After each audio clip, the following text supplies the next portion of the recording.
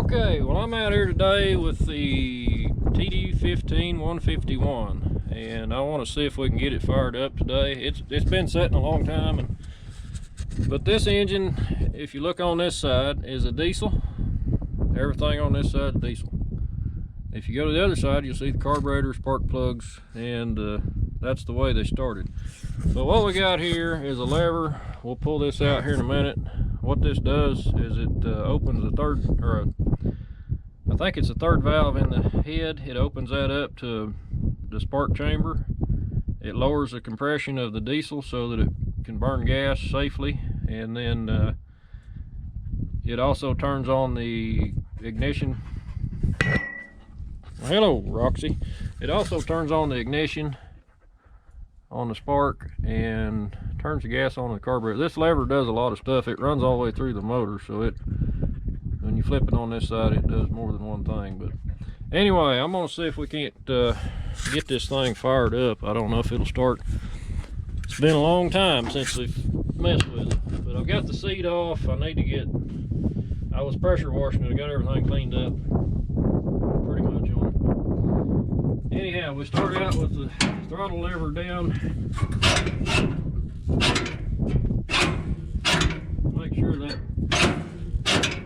Make sure that clicks. That's our decompression lever, and like I said, that also will turn on the gas to the carburetor down here. There's also a lever here that changes a valve in this intake manifold, and I want to make sure it's open, because what this does is when it's running on diesel, it just sucks air in through a separate passage, but whenever you flip it to gas, it actually pulls the air in through the carburetor and back up into the manifold for the ignition. Spark plugs are down here. I don't know if you can see them. Well, yeah, they're under there. But the distributor, carburetor, I got to turn the gas on here.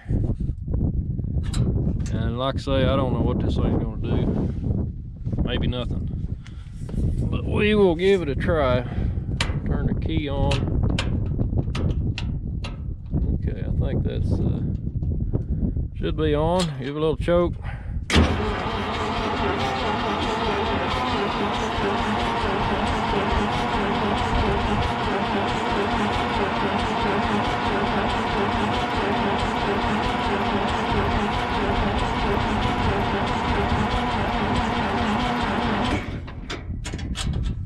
I'm thinking we're not getting any gas. That lever did move.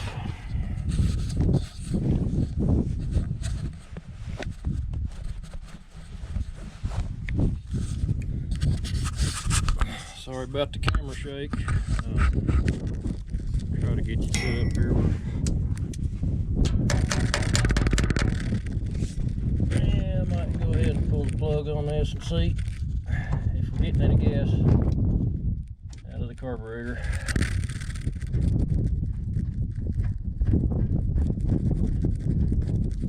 Yep, we're getting gas out of the carburetor. So we got gas there. And our valves are flipped. Our ignition should be, unless we got a bad wire here.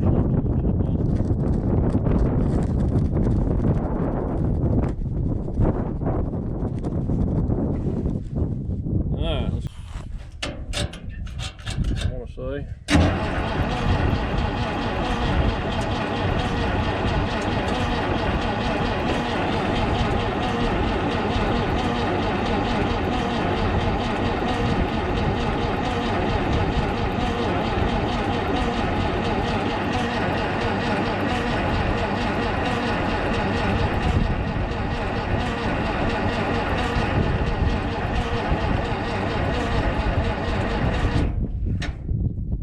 No deal.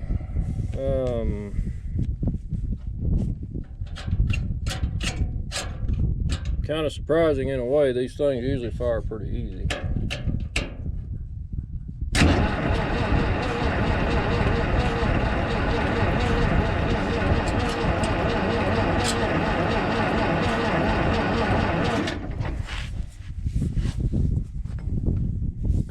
gonna flip that lever a couple times, make sure we got it all tripped.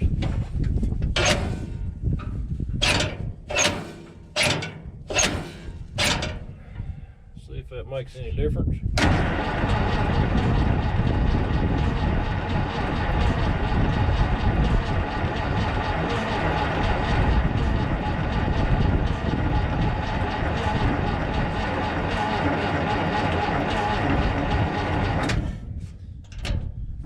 Well, looks like we're gonna need jumper cables. When this dozer was new, it had 2 batteries. I've got the battery box out of it right now and some stuff off. I was gonna put it all back together once I figure out, you know, if we got, we were getting some water in the transmission somehow, and I'm not sure how, and I think we've got it fixed, but maybe not. But anyway, it used to have 2 batteries when it was new, so it'd probably crank a lot better with 2. But just want to warn you that a lot of this older equipment that had generators runs a positive ground on it, so when you're jump starting, you got to be sure you keep your polarity right and don't touch your vehicles together. You could have a cross connection there. So anyway, we got a little more current going to it. We'll see what happens. Roxy, you just can't wait to ride the dozer. Uh-oh. That didn't sound good.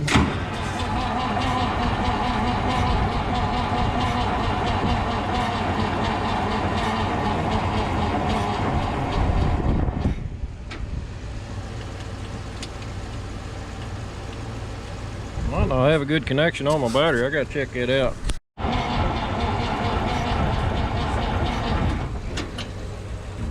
Well, I'm gonna let it charge a little bit. While it's charging, I want to show you around the old machine. This is a 151. They built a 150 and a 151. I think this tractor was built in Canada, if I'm not mistaken. Some of them were built in the US, but it has, I think, 110 horsepower is the rated power on it. It's got a 10-foot wide blade, but you notice the blade's a little shorter than some of the bigger tractors like the TD15Cs, and even the Bs had a lot taller blade. So these weren't really rated for, you know, they were a big dozer for the day, and I think at the time they were actually more horsepower than a D6 at the year this was put out. I think International usually tried to, they were competing, I know that. I don't know if they was always ahead of them, but they tried to stay up on their horsepower. I want to show you, this is a sprocket that an old man, the guy we bought this from, his dad actually built, this is actually an old sprocket that he took a welder and he sat down in the shop one day and he actually built these teeth. You just don't see that a whole lot anymore.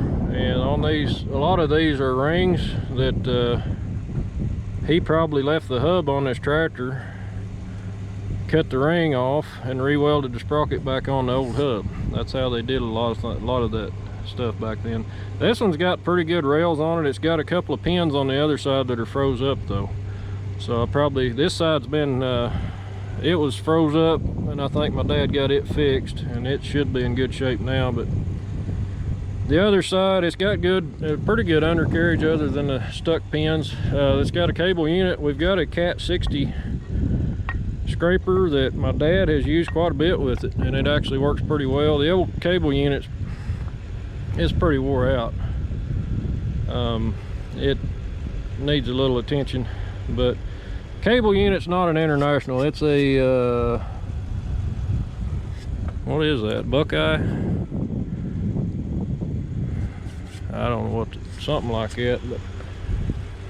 But anyway, I think this was this old tractor was, for its age, I think it's in decent shape. I mean, it's probably, there's probably some better ones out there, but we've got a exhaust on it, or off of I believe the twin exhaust come off of a TD18. The original had one exhaust and a muffler that went across there. So anyway, I got Eric 2009 over here diagnosing my carburetor issues. What's wrong with it, Eric? It's not fuel injected. Carburetors are junk. Is that what Chucky would say? Yes, because he doesn't understand how carburetors work. Really? Man, I need to watch his channel, it sounds like. You do. So how would we fuel inject this? Oh, I don't know. International. He would just go buy a different one. Oh, okay. Cool. Well, I think this is stopped up is the problem. Been sitting too long. Probably bad gas. Need to see, what would you recommend for an additive? Seafoam or? I'll have to check my channel and see who's what would Chucky use? give me money for it. Oh, you get promotions? Promotions, you get, yeah. Or discounts or what? I don't know if Seafoam's giving me money or if Lucas is. Oh, could be Lucas. Might be. Well, I think that's the problem. I think that jet's jammed full of crap. Ask Steven. He'd know. Steven probably would know. Of course he would. Does he like carburetors? Oh, I don't know. Oh. I thought you watched Steven's channel too. I can't watch Steven's channel long enough to make fun of him. Uh-oh. Well, I better put the camera down. I'm gonna break something. Well, this is what the inside of the carburetor looks like after setting for, what, 10 years? 8, 9? I don't know. You got an ethanol through that? Looks like it. Probably not what I don't know. It looks like it got some bad gas, so. All right, we'll get her going here in a minute, maybe.